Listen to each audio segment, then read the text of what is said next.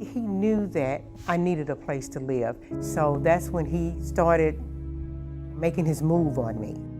He was like, well, if you don't sleep with me, then the sheriffs will be putting you out on Monday. Before I knew it, I heard his belt buckling, rattling. I look up and he was exposed. I felt like no one would listen to me. He had more power than I did. I was just a tenant. He was a property manager. I would always be on alert, like when he go use his key or come, have you already been in my house while I was asleep or something? It was like, you either do this or you're on the streets.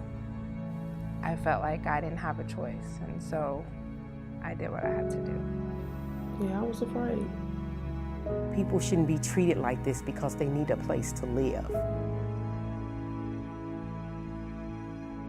Did you realize that's housing discrimination? That's obvious to me and you, but to many, they wouldn't know that that's housing discrimination. Hi, everybody. I am Advocate Lucinda, your empowerment lawyer.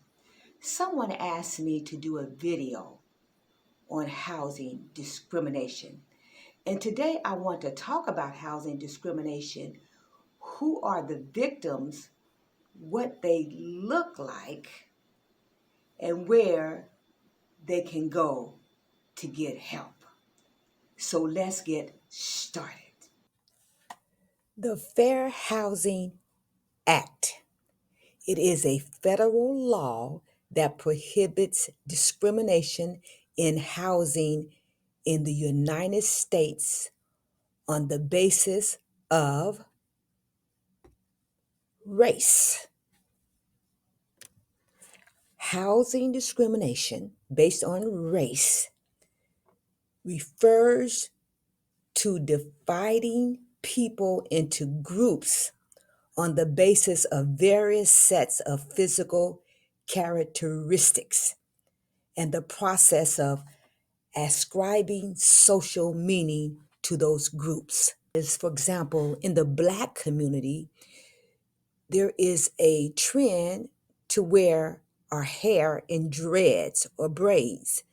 And we've been seeing a lot in the news where schools and athletic organizations and other entities have disciplined African American children because their hair is in dreads or is braided. Denying housing to a family because the members wear their hair in dreads or braids, for example, is an example of housing discrimination. Housing discrimination based on color. It involves treating someone unfavorably because of their skin color, complexion. Denying someone housing because of the color of their skin, whether it's black, white, brown, is housing discrimination. Housing discrimination based on national origin. Denying someone housing because they are from a particular country or part of the world because of ethnicity or accent, or because they appear to be of a certain ethnic background, even if they are not.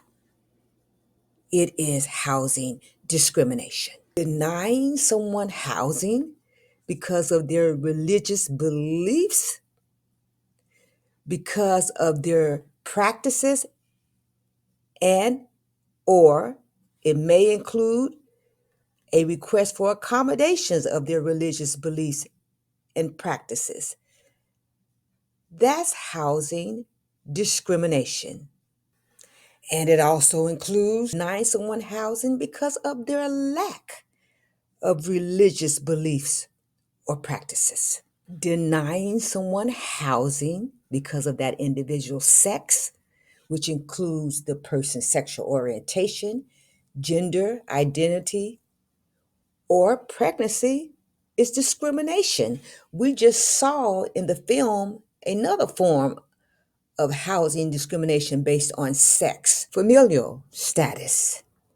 Now, the victims here include children under the age of 18, living with parents or legal custodians, pregnant women, and people securing custody of children under 18.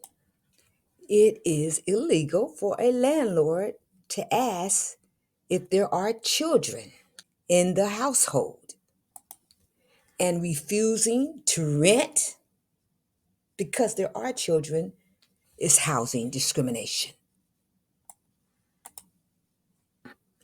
Evicting families. Once a child joins the family through birth, adoption, custody, is housing discrimination. Requiring families with children to live on specific floors or in specific buildings or areas is housing discrimination. Denying someone housing because of their disability or a perceived disability. What that means is the person may not be disabled, but the landlord perceives the person as being disabled. That is housing discrimination. Now, in the description page of this video, I am going to leave a link. The link includes a list of all of the United States Department of Housing for each state. So if you have been denied housing or think you have been denied housing based on one of these, you can call the Department of Housing in your state. Hey guys, be vigilant and keep pushing. Until next time, this is Advocate Lucinda, your empowerment lawyer. Take care.